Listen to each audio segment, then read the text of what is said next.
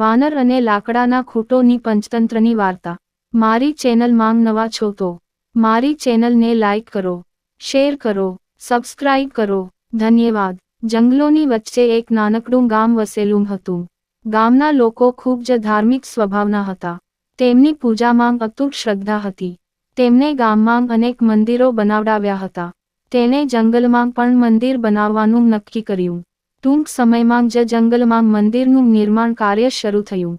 ગામના કારીગરો કામે લાગી ગયા અને દિવસભર વ્યસ્ત રહ્યા. સવારથી સાંજ સુધી બાંધકામ ચાલુ રહ્યું હતું. સવારથી સાંજ સુધી કારીગરો ત્યાં કામ કરતા. તે બપોરે જમવા માટે જ ગામમાં આવતો હતો. તે સમયે મંદિરમાં કોઈ રહેતું ન હતું. દરરોજની જેમ એક બપોરે બધા કારીગરો ગામમાં જમવા આવ્યા હતા. પછી બીજા જંગલમાંથી વાંદરાઓનું ટોળું એ જંગલમાં પહોંચ્યું. અહીં ત્યાં ભટકતા હતા ત્યારે જૂથના વાંદરાઓ નિર્માણાધીન મંદિર પાસે આવ્યા અને કૂદવા લાગ્યા. કારીગરો ખાવા માટે ગયા હોવાથી તેમને રોકવાવાળું કોઈ નહોતું. ત્યારે મંદિરમાં લાકડાનું કામ ચાલી રહ્યું છે. સોન શેતુર અને બીજા લાકડા અહીં ત્યાં પડ્યા હતા. ઘણા તોફાની વાંદરાઓ લાકડીઓ પર કૂદવા લાગ્યા. પછી તેમના સરદારે તેમને ત્યાં જવાની મનાઈ કરી. પણ એક વાંદરો બહુ તોફાની અને જિદ્દી હતો. તેણે વડાની વાત ન સાંભળી. જ્યારે બધા વાંદરાઓ ઝાડ પર ચઢી રહ્યા હતા ત્યારે તે તોફાની વાંદરાએ શેતુરની લાકડીઓ પર અવાજ કરવાનું શરૂ કર્યું. શેતુરના ઘણા અડધા કાપેલા લોગ ત્યાં રાખવામાં આવ્યા હતા. તે અડધા કપાયેલા લોગ વચ્ચે એક ખીલી અટકી હતી. ખોરાક માટે બહાર જતા પહેલા કારીગરો લોગની વચ્ચે એક ખીલી નાખતા હતા, જેથી કરીને પાછા ફર્યા પછી તેમાં કરવત નાખવાનું અનુકૂળ રહે. તોફાની વાંદરો કુતૂહલથી અડધા કપાયેલા શેતુરની વચ્ચે ફસાયેલા ખીલાને જોવા લાગ્યો.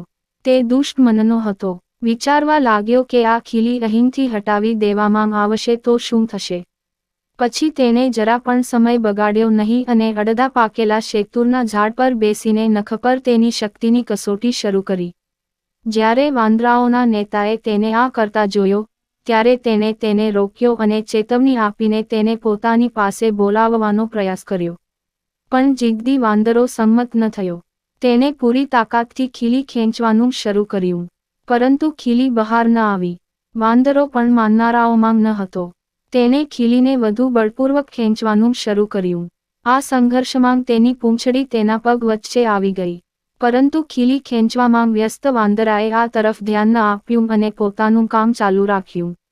થોડીવાર ખીલી ખેંચ્યા પછી તે થોડો ખસવા લાગ્યો. આ જોઈને વાંદરો ખુશ થઈ ગયો અને બેવડા ઉત્સાહથી ખીલી કાઢવા લાગ્યો. આખરે તેના પ્રયાસો સફળ થયા અને અંતે નખ જોરદાર ધક્કો મારીને બહાર આવ્યો.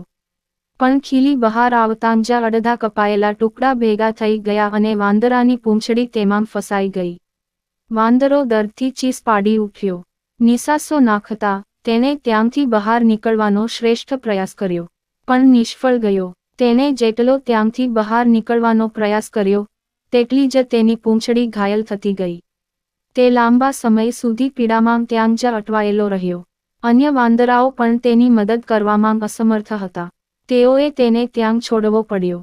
ત્યાં અટવાયેલો વધુ પડતા રક્તસ્રાવને કારણે વાંદરો મૃત્યુ પામ્યો. બોધ: જે કામ વિશે કોઈ જાણતું નથી તેમાં બિનજરૂરી દખલ કરવી મૂર્ખતા છે. આમ કરવું એ મુશ્કેલીને આમંત્રણ આપવા જેવું છે. પૂરી વાર્તા સાંભળવા માટે ધન્યવાદ.